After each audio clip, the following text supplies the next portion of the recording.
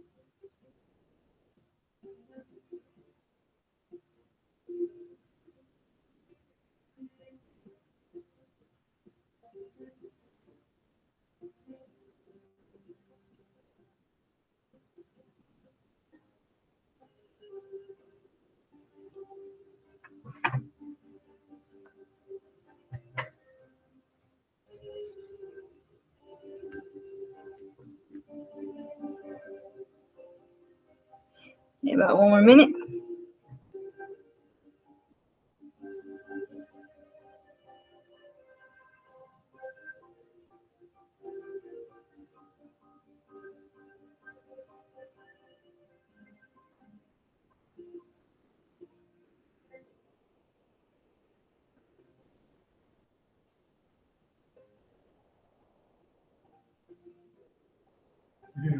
Mm-hmm. Today? You need to forward that email that I got. It says like login. No, it's tomorrow. Probably for the administrators. Tomorrow and Wednesday are the days that the teachers go, or that everybody else. When you get a second, I want to sit down with you, kind of go over this with me. About what we're doing? Yeah. Okay. Because it's very organized and that 15 and not organized still. Okay. So I'm just trying to figure out how you guys got so streamlined and how you use each other's resources. Okay. So sounds good. We can do that. What time is it?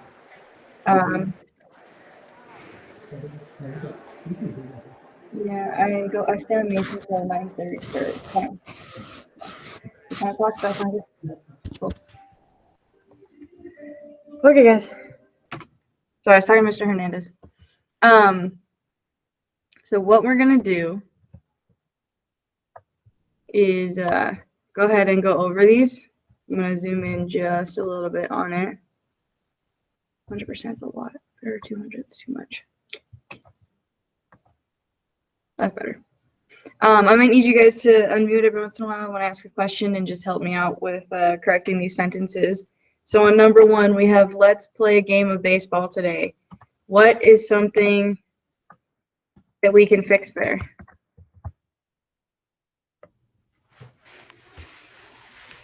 Today. We can Capitalize. fix the today part, and then we can capitalize the beginning. So let's start with capitalizing the beginning.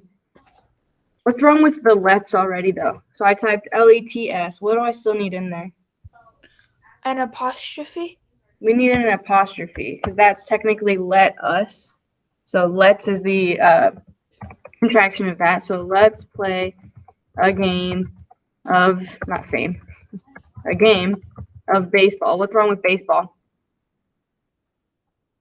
It's not supposed to be capitalized. Okay, we got a lowercase, the baseball. Baseball. And then someone said that today needs to be one word. And then what do I need at the end of my sentence? Period. A period. You could put an exclamation mark if you want, like, let's play a game of baseball today. As long as you have some sort of punctuation at the end there. How'd you guys do on that one? Good? Oh, good. Pretty good? Alrighty. The second one. Whoa. Whoops. Let's start with the word Anthony. What's wrong with that? It needs to be capitalized. So we got to always capitalize the beginning of a sentence. Anthony was too big for his bike. Is there anything wrong with that part? Was too big for his bike? Is. Was or is. It could work. Yeah, we could write is too big for his bike. There's something wrong with the word too. What can I fix about that word? Add another O. Yeah, this is the TOO one. He's too big. It's and also like we need to have the TOO. So too big for, not too bug. Too big for his bike. Then there's two things that we need to do right here. What's one thing? It's spelt wrong. Yeah, that's not the right type of sew. That SEW is like you're gonna sew some cloth together. How do I spell the other one? SO. SO. And then you put a comma. Good. The comma goes before the sew or after? Before. Before. So it goes after the bike. So he sold it at a flea market. Is there anything wrong with that part? It should be free. Well, flea market is actually a thing. Like it's like a type of like going to the farmer's market or something like that. So flea is actually correct in this part. It's just the name of the market. So what should I do? Capitalize. So he sold it at a flea market. Then what?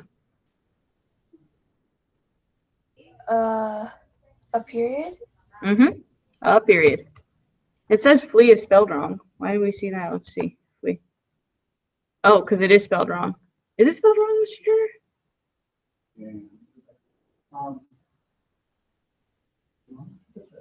FLEE? FLEA. So yeah, flea market was spelled wrong, so we'll fix that one up. Flea is FLEA. Oh, I get it. This flee, the FLEE, means you're going to run away from something. You're going to flee the scene. FLEA is flea market. That makes sense? How'd you guys do on that one? Good? Bad? Good. Pretty good? Alrighty. So that's the little warm-up we're going to do. Now we're going to head back into our Brown Girl Dreaming story and do some more activities off of that. So just like we have been, you're going to go to Google Classroom. It's still the same one that we've been using that I gave to you guys last week, the Brown Girl Dreaming Student Edition. I returned it to some of you guys because you turned it in, but you don't need to be turning it in yet. We're just going to keep working on it for a while. So go ahead and get that thing opened up. Is it getting easier for you guys to get to this place? Making more sense? Good. Yeah. Well, it hasn't been getting harder, but it That's hasn't good. been getting easier.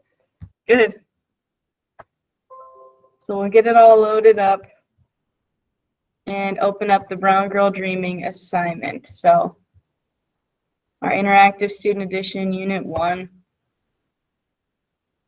Quite a few of you guys have been keeping up with the activities we've been doing. Most of you guys have it filled out so far. You should have done the concept vocabulary, the first read section, so over on the right over here.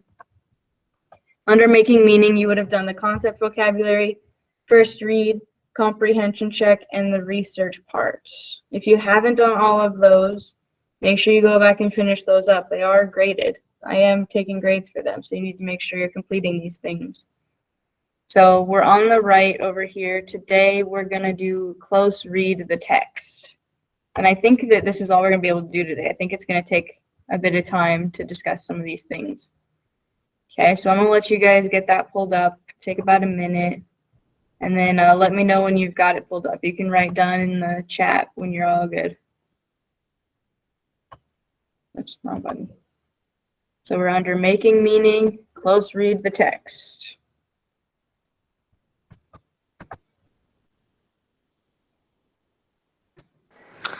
That's a lot of things to do. I know, but we're still at like the whole group sort of stuff, so we're still gonna work on it and do it together. Okay. Yeah, that's another thing. A lot of the stuff that we're doing, at least for right now, and in a little bit of next week as well, is like the whole group stuff. So we're kind of completing it all together. So you should be able to be finishing it up as we do it together. Just saying.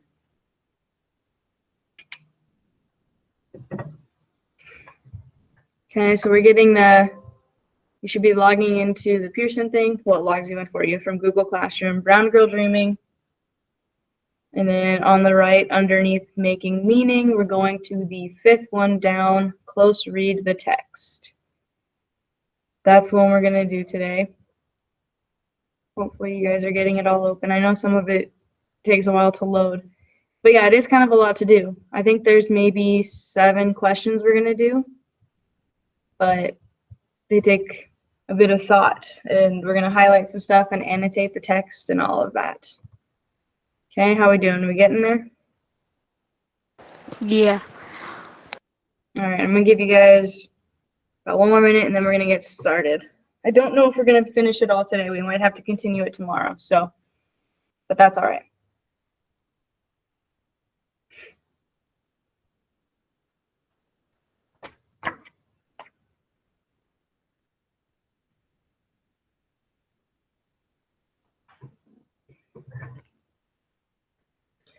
Alrighty, let's go ahead and get started. If you want to be on my screen, that might be good for now. We're just going to go over an example of what we're going to be doing. And then you guys are going to need to go back and forth between your text to highlight things and then what I'm doing so that you can see both sides. So number 1 here says, this model from lines 1 through 6 of Brooklyn Rain shows 2 sample annotations, which means they highlighted the text, along with questions and conclusions. Close read the passage and find another detail to annotate, then write a question in your conclusion. So if we open up this activity right here, click on the chart that you see, this one is already done for us. It's just an example. So we're gonna look at this example a little bit closer. Okay. So if we look at the, let's look at the like orangish yellow looking highlights. The part that says sweet smell of honeysuckle, soft squish of pine, slip and slide through the grass. That part is up here where it says annotate, question, and conclude on the top. That's what it's referring to. It says that these phrases appeal to the sense of smell and touch. So if you're reading it, it's the sweet smell of honeysuckle. I'm not going to lie, I do not know what honeysuckle smells like. I assume it smells a little bit like honey, but I don't know. Soft squish of pine, so that's like when you're walking along in a forest or outside and you can feel the squish underneath your feet. The slip and slide through grass, so you can kind of feel like the wet grass underneath your feet sliding through it, that type of thing. So these different phrases appeal to your different senses. The question that's asked about that is, why does Woodson, the author, use this language that appeals to the senses? So why would she use this language? What does she get from that if she uses all these descriptive things? And then in that conclusion, they say that the phrases create images for the readers of how Woodson experienced the rain in Greenville. So we're basically going to go through this process quite a few times today of highlighting things that stand out to us, asking ourselves, why does Woodson do this when she's writing? Why is she adding in these details? And then we'll make a conclusion about why she does these things. Okay, give me a thumbs up if that's making some sense about what we're going to do. We're probably going to do that multiple times today, lots of times. Okay, on the right over here, we have that the annotation is that the word no repeats. So the purple annotation, no, no, no. Okay. The question here is, why does Woodson repeat the word no? What's the point of that? And the conclusion that they got, the reason that she does it, is that the repetition emphasizes the ways in which Woodson's life in Brooklyn is different from her life in Greenville. So in Brooklyn, there is no sweet smell of honeysuckle. There's no squish of the pine. There's no slip and slide through the grass, because Brooklyn is very much a city versus like a town type of area that has things like that. The city is a lot of sidewalks and roads and cars versus the nice foresty area. Flagstaff is kind of both. A little bit. It depends on where you go in Flagstaff, right? If you're out in the woodsy area of Flagstaff, you're probably going to get the squish of pine, the slip and slide through grass. But if you're like in downtown Flagstaff, you're going to get more of the Brooklyn cars and sidewalk feel, right? Mm-hmm. Yep. Good. Okay, so let's look at the questions it's asking us. It says under number 1, to close read the passage and find another detail to annotate. And then we're going to write our question and your conclusion. So basically, we're going to ask the question of why did Woodson use these ideas? So on your guys' screen, as well as mine, I'm going to annotate as well. We're going to do this one all together. The one that sticks out when you read it again, so we're not going to read through the whole thing, but let's read this first stanza. The rain here is different than the way it rains in Greenville. No sweet smell of honeysuckle, no soft squish of pine, no slip and slide through grass, just mama saying, stay inside, it's raining, and me at the window. Nothing to do but watch the gray sky, the sidewalk grow darker, watch the drops slide down the glass pane, watch people below me move fast, heads bent. So there's another word there that repeats multiple times. What word did I just say a lot? What word repeats? No. The Neither of those. So the word no, we already talked about. They did that one for us. So what other word did I repeat a few times? watch. Good. It's a watch. So what you're going to do is if you highlight the word watch, this like thing underneath pops up where you can highlight things. You can do whatever color you want. I'm just going to do it yellow. So we're going to highlight the word watch because it repeats. So we're going to highlight it on all 3. Okay. So that's our first step, to annotate. We've annotated it by highlighting it so that we know that that's what we're specifically choosing to do. So anybody confused on how to highlight that? Are we all good on that? Okay, good. So make sure you have it highlighted on your side. Remember, I can go in and tell that you're doing what's being asked of you. I can see it all. Okay. Then if we go over to the right, underneath the activity that we just kind of opened, there's another place to write, the notebook area. So you're going to want to open that up. And we're going to answer the question of why would Woodson want to repeat watch? So let's write that. Why does Woodson repeat the word watch? What would be the point of that?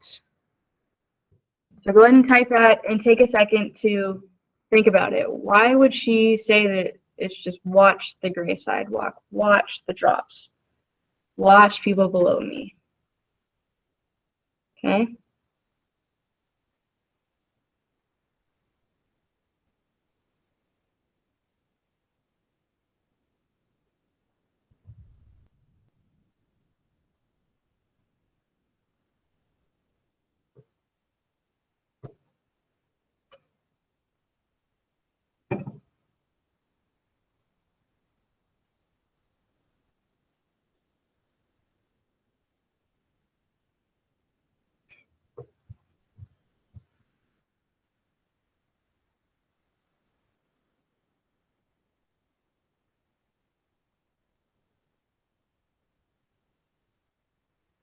Okay, does everybody have that written down in their section? Not yet? All right. I'll give you another minute. You don't have to answer the question yet. We're going to answer it together down at the number 3. So all you need to do is write the question down. Why does Woodson repeat the word watch? And then we'll talk about why she does it.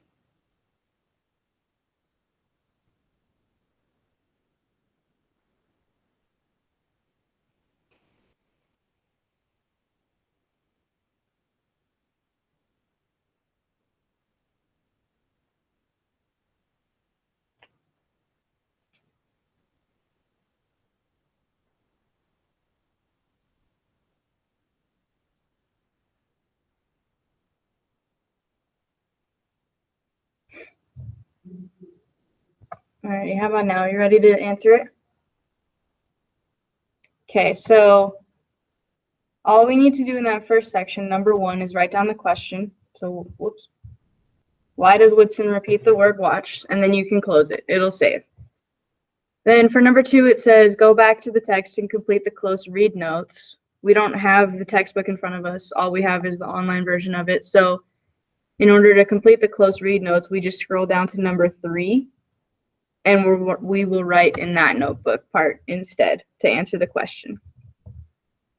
So that one said, oh my gosh, sorry, I forgot my mouse at home, so I'm trying to use the notepad or the pad to like scroll, and it's not working very well. It said number 3 says revisit a section of the text that you found important during your first read. So we did that. We read through it and highlighted the word watch. So it says read this section closely and annotate what you noticed. We noticed that watch is repeated. Then we're going to ask the question, why does the author make this choice, and what can we conclude? So we wrote our question up at number 1. Now what can we conclude? What can we say about why we think she uses the word watch over and over? Does anybody have any ideas? Because she watched different things each time. Okay, so she's watching. Does it say where she's watching from? The window. Good. So she's watching from the window. So I'm going to write these down as we go so I can type it out. I guess I can type it out. So she's watching from the window. And why is this different from Greenville?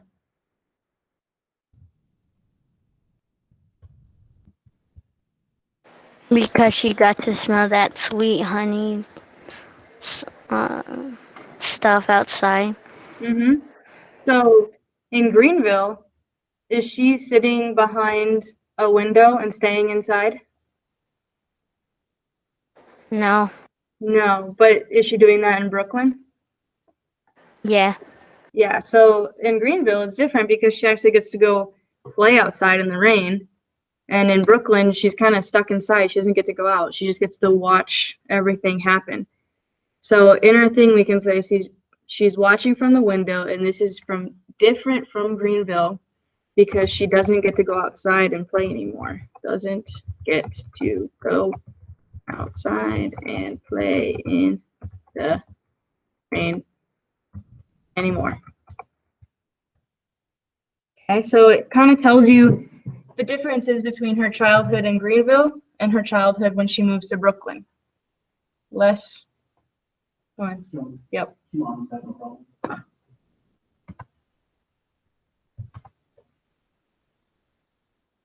It's not letting you click on the notebook. Oh, you know why?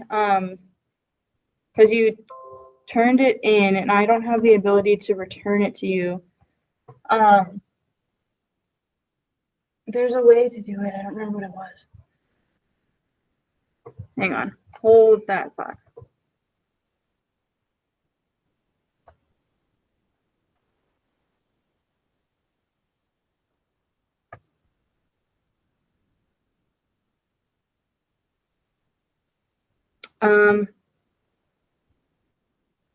I think that when you go and click on the Brown Girl Dreaming assignment, is there a place to click edit? Because if you click edit, you can go back in and write back in your thing. Is that a thing? Can you find that anywhere?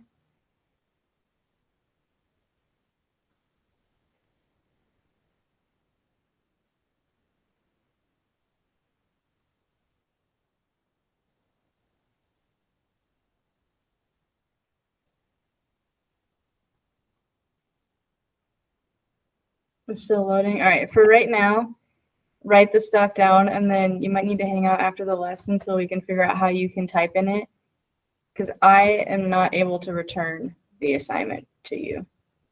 I don't know how. It won't let me do that, unfortunately. But we will figure it out.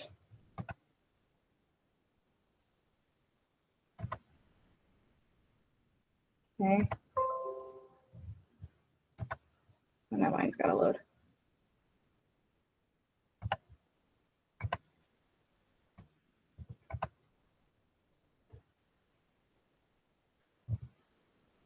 Okay. Do you guys still need a minute to continue typing out the answer? Yes. Yeah? Okay. I'll leave it up there for a minute and then I'm we will done. go on to the next one.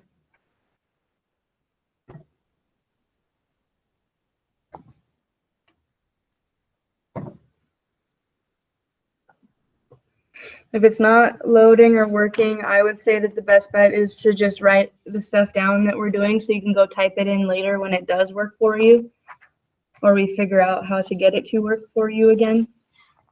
Because I know there's a way, I just don't remember how, but Mrs. Mills does, so I'd have to go ask her.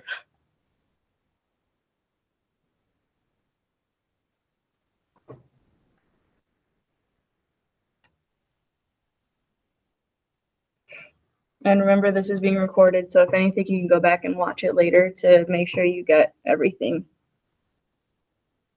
Which is nice because you can just skip through that one. You don't have to listen to me talk the whole time. All right, are we good? Ready? I'm gonna take that as a yes. All right, so I'm gonna close that notebook and it'll save for us. And then if we scroll down a little bit, the next section says close read lines 5 through 7. Doesn't give us a poem, but if you read the next part, annotate, it says in gifted, mark the words that are repeated in lines 5 through 7. So we'll go over to the left, go to our poems, and scroll down until we find the gifted poem. I think it's a few down. So another way, scroll down until we get to gifted. There we go. And if you look on the left, there's these numbers 5, 10, 15. Those are the line numbers. So we have line 1, everyone knows my sister. Line 2 is brilliant. The letters come home folded neatly. So if you go down, it wants us to highlight the words from lines 5 through 7 that are repeated. So 5 through 7 says, Odella has achieved, Odella has excelled at, Odella has been recommended to. What is repeating there? Odella Odella, there's one more word. Odella what? has. Odella has. So we're going to go ahead and highlight that in all 3 lines. Odella has. Odella has. Odella has.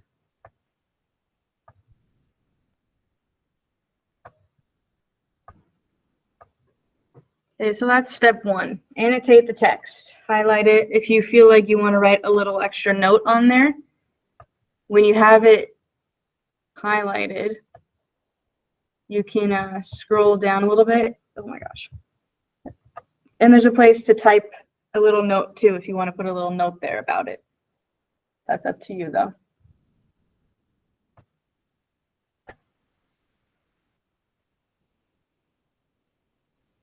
Okay, got it highlighted? All good? All right. The next part says, question, why has the poet chosen to repeat these words? So Woodson wrote this when she was young.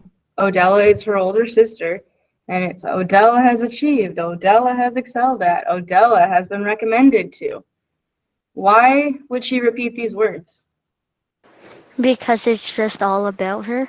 It's all about Odella, right? So let's write that. She repeats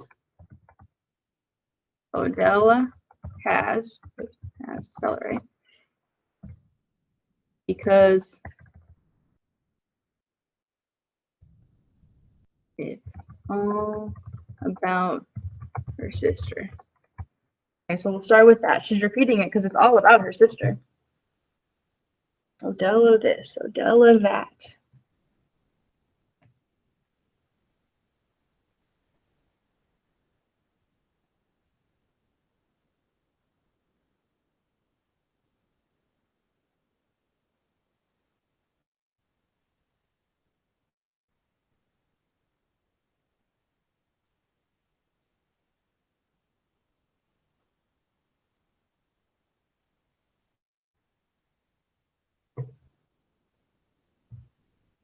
Okay.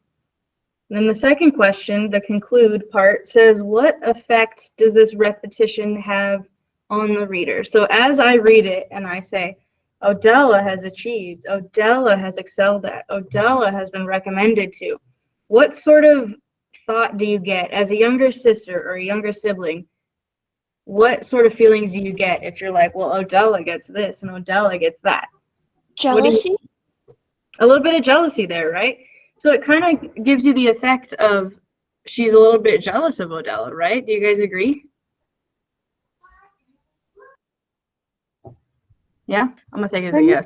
It's hard When to. you said it was all about her sister, it sounds like it's like all about Odella's sister. Well, Odella's sister is so it's all about. So instead of saying all about her sister, all about the author's sister. Does that sound better? Mm-hmm. Okay. Okay.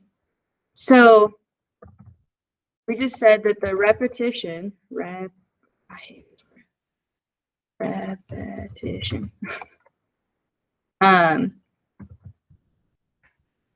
has the effect of showing the reader that the author is feeling what emotion?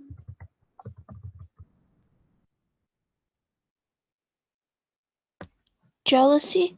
Mm-hmm. So the author is feeling jealous of Odella. Sorry I can't make that any bigger for you guys. I know it's a little difficult to see.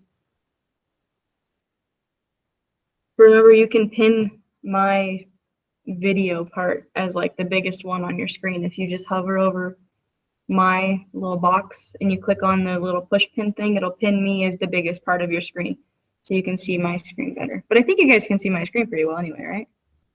Okay.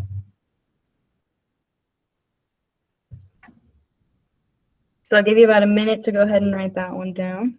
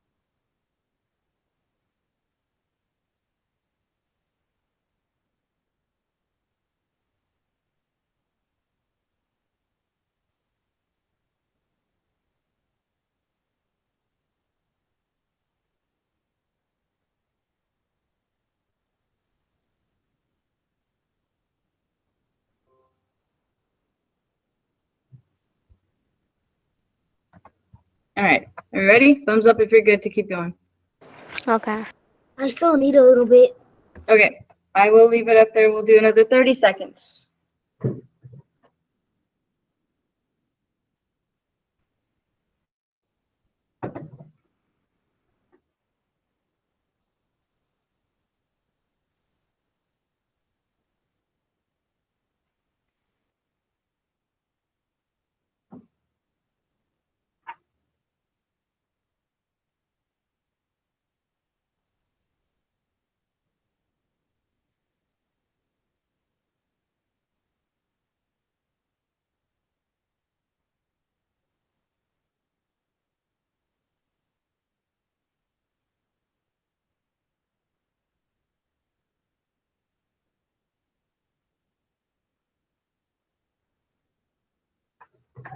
Alrighty.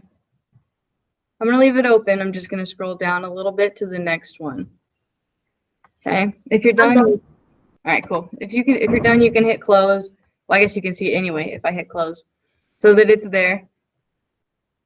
And then the next one says close read lines 9 through 23.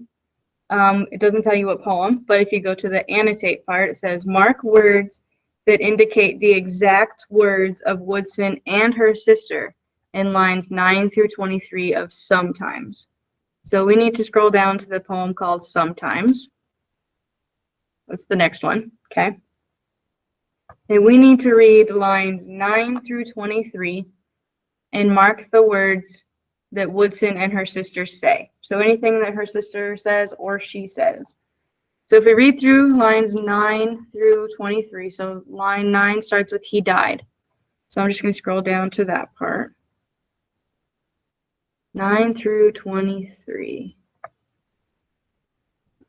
All right, so it says, sometimes I lie about my father. He died, I say, in a car wreck, or he fell off a roof, or maybe he's coming soon, next week, and next week, and next week.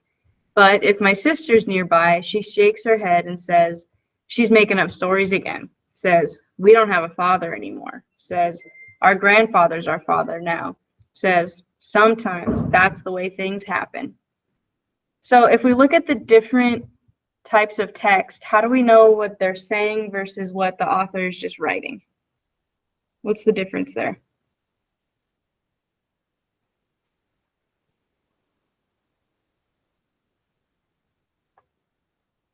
Anyone? How can you tell that it's words that they're actually saying? Because there's no quotations.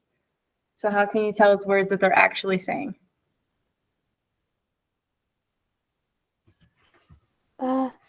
She's telling this story. She is, but how do you know? Look at like the way that the words are written. How do you know which one is what they're saying versus just what the author is doing to describe something? They're sliding to the right a little. Good. So the word for that is they're italicized. So they're written in italics. So the words that are written a little bit slanty and sideways and italicized are the actual words that they're saying. So we're going to highlight all of those. So he dies in a car wreck.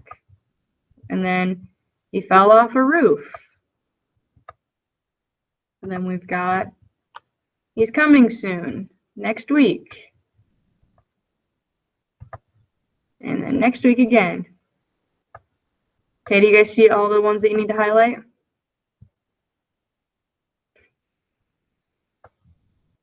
I'm going to keep highlighting. And you guys go ahead and just do the same thing I'm doing. She's making up stories again. You don't have a father anymore. Our grandfather's our father now.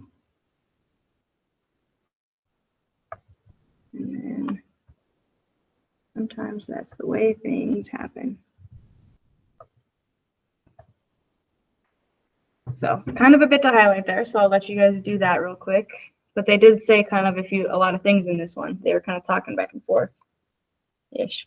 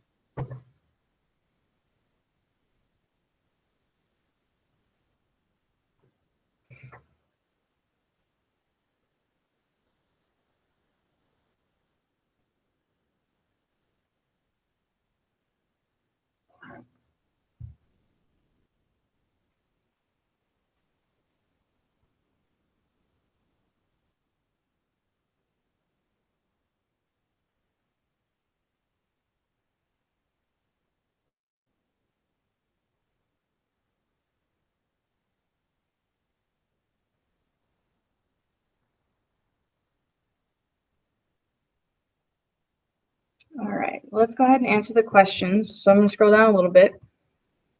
The first question says, what can you tell about Woodson from these lines? So I'm going to open up the notebook. Woodson is the person that's talking in first person. So the I say part. He died in a car wreck. He fell off a roof. He's coming soon. Next week, next week, next week. What can you tell about Woodson and the fact that her dad's not there? What do you guys think? Who's Woodson again? Woodson again? Woodson is the author of the story. So the younger sister. And then it says, sometimes I tell lies about my father. So instead of saying whatever actually happened to the father, she's saying that he died in a car wreck, or he fell from the roof, or that he's coming back soon. So what can you guys tell about the author and how she feels?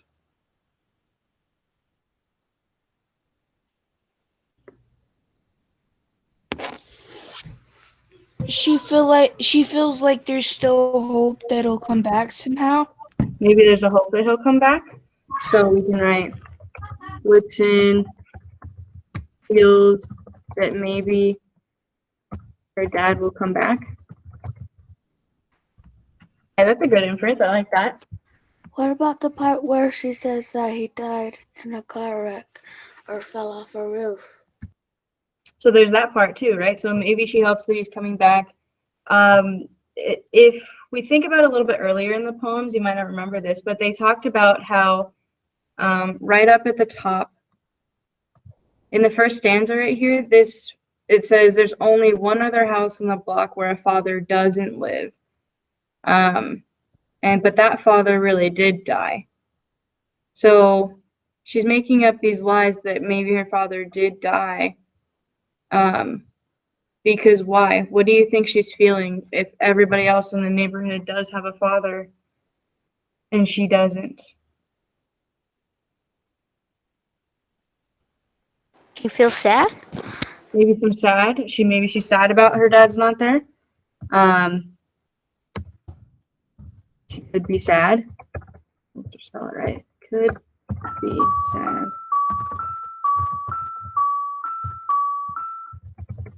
Miss Yeah, Jones, could be sad. Yeah. you put maybe dad will come back.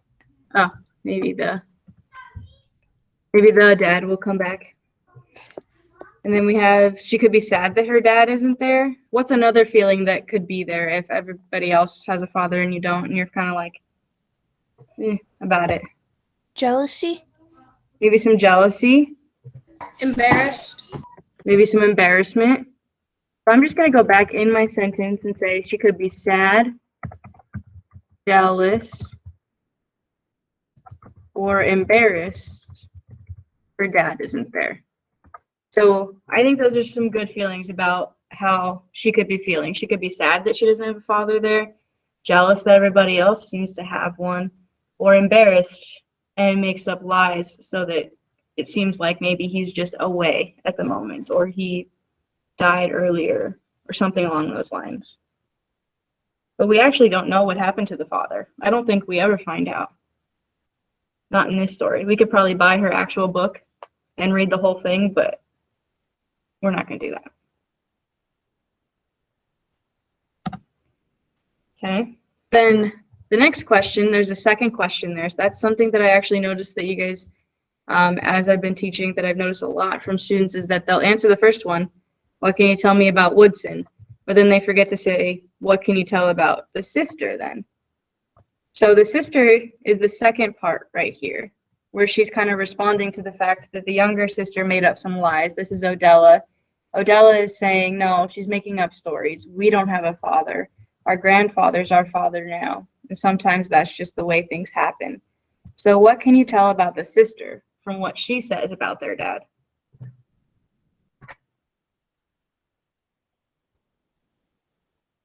Any ideas? Hey, Miss Jones. Hi. What you doing, all of you? Thank you. Still on the brown girl drawing? Yes, we're on the brown girl dreaming. Okay. Okay. So what can we tell about the sister? doesn't like when she tells lies. Yeah, that's a good one. Odella doesn't like when her sister lies about their father. Okay, good. Anything else that you guys can think of? Odella thinks that she knows that the father won't come back. Yeah, so maybe she's a little bit more mature about the fact that the father's just kind of gone, right? So Odella seems more mature. Oops.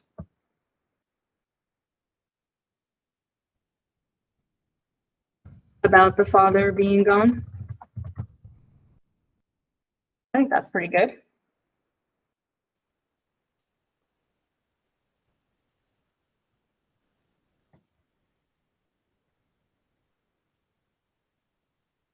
And I'll give you a little bit to type that out.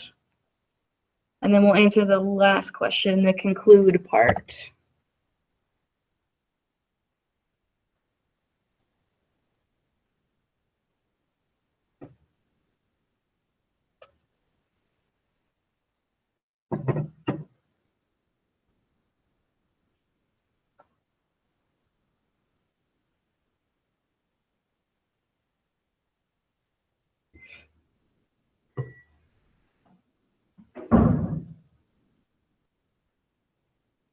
Okay, so that final question there, the conclude, says, how does this dialogue, so the talking between the sisters, how does it help you understand the differences between Woodson, the author, and her sister?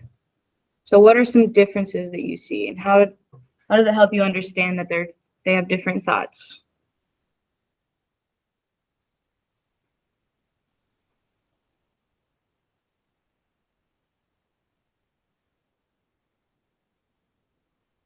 Any ideas? We can kind of use the answers we have up here to help us with this final one. What differences do you see in the answers that we said?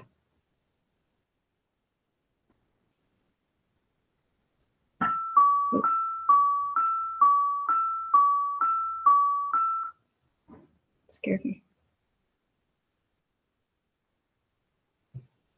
So when we look at our answers up here, we have Woodson feels that maybe her dad will come back. That's the younger sister. And then the older sister seems to be a little bit more mature about the father being gone. So what can you kind of conclude about the two sisters?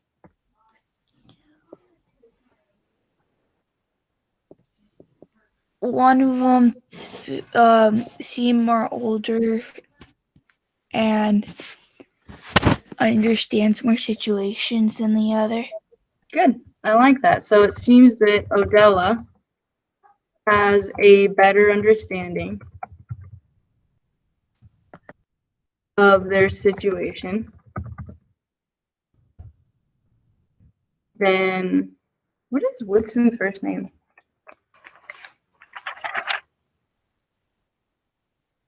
Jackson. How do you spell it?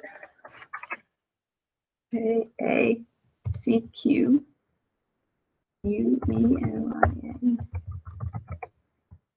So Jacqueline is the author's name. The younger sister is Jacqueline. So Odella seems to have a better understanding of their overall situation than Jacqueline does. She is younger.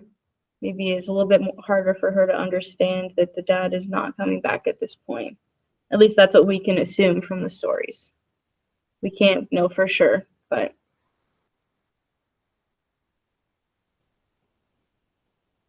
can I give you guys about 1 minute to write that, and then we're going to do one more. We're not going to be able to finish it all today. That's all right.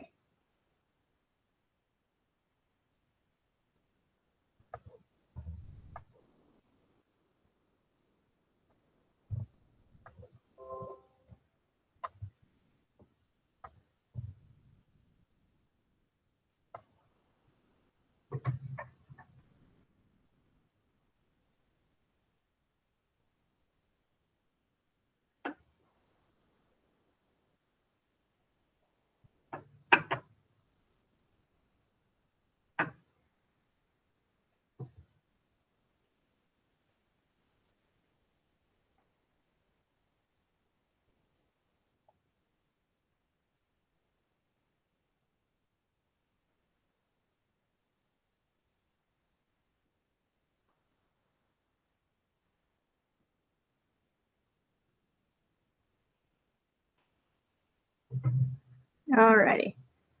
I'm just going to scroll down a little bit so that we can do the next close read. I'll leave that notebook up so you guys can still see it for now. The next one says close read lines 15 through 23. Annotate, so mark up the details in lines 15 through 23 of Uncle Robert that shows what the poet is thinking. So let's scroll down to the Uncle Robert, it's the next one, Uncle Robert poem. And we're only looking at lines 15 through 23. So we're going to scroll down to 15 through 23. So 15 starts with Robert opens, and then 23 ends with the pressing the silver moons into her ears.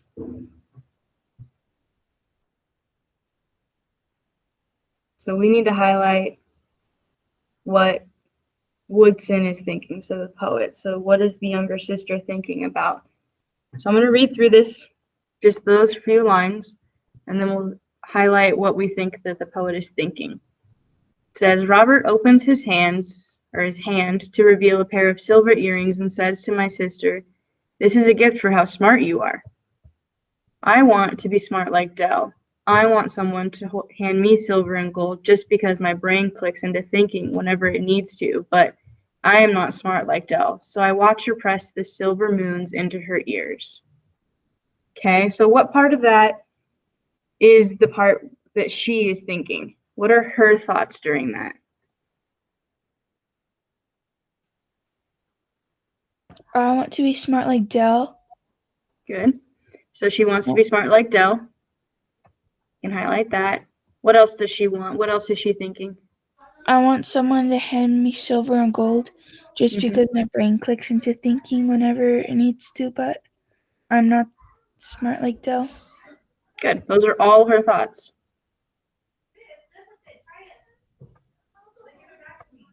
Good. So we have those couple of lines. I want to be smart like Dell. I want someone to hand me silver and gold just because my brain clicks into thinking whenever it needs to, but I am not smart like Dell. Okay.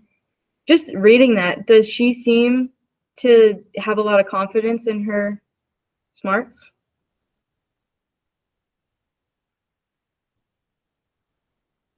No. No, not really. She seems kind of down on herself, right? So that might be actually helpful. It seems to answer a question, actually. So I'm going to scroll down a little bit so we can type in here. The question it's asking is, why might the poet have included these details? So essentially, why would the poet include her own thoughts in this? Did she have to write that she wanted to be smart like Dell? Probably not. So why would she include it? For information. Yeah, to give us more insight, right? So we can say, poet included her own thoughts to give us more information and insight into her childhood. Because if she didn't write that, would we know that she felt like less than Dell, that she wasn't as smart as Dell? Never would have known.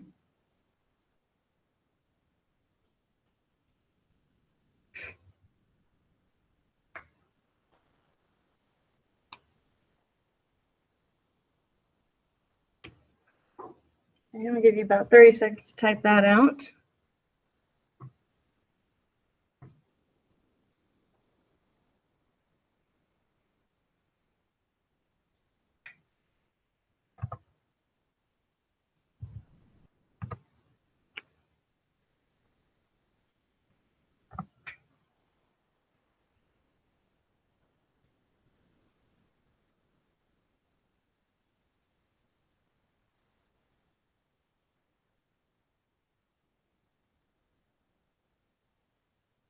All right, and then the last question we're going to do today says, what do these details suggest about the poet's character? So your character is kind of like your character traits. So being, like people assume that their intelligence is part of their character, that their loyalty, being able to be a good friend is part of someone's character. So all kinds of things like that, just who they are as a person. So what do these thoughts about herself kind of tell you about her character?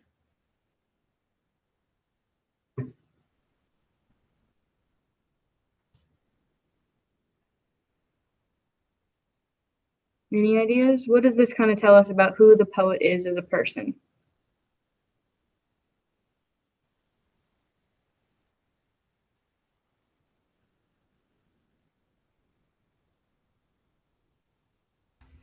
Imaginative. She's a bit imaginative, that's true. Okay. What else? What else do we see? She doesn't have much self-confidence in some things about her. Okay. For the poet, doesn't seem, spell it right, doesn't seem to have a lot of self-confidence.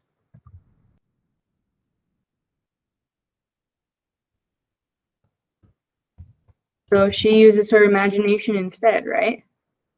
She uses her imagination instead. So she's not confident in her ability to do like math and science and all of that stuff. But when she uses her imagination, she tells these awesome stories. That's why she's a poet, right? So I'll give you guys a minute to write that out.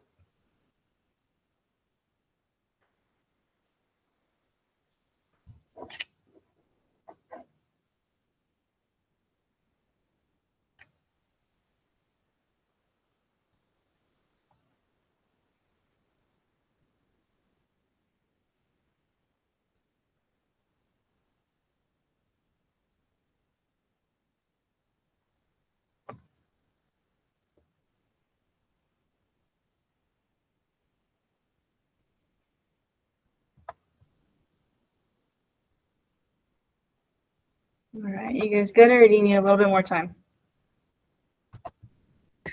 A little bit more time. A little bit more? Okay, I will go back to it. We'll do about 1 more minute.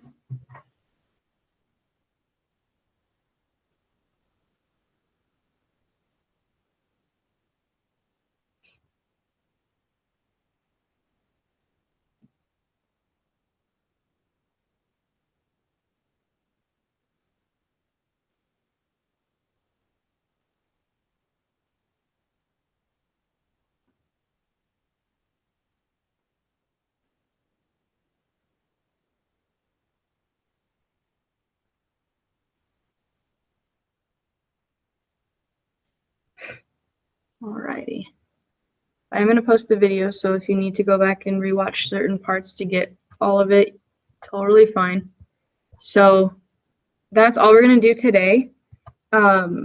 Make sure that you're going back and typing all those out, and please don't click the turn in button at the top right. We're going to keep working on it for more days, so don't turn it in just yet. Okay.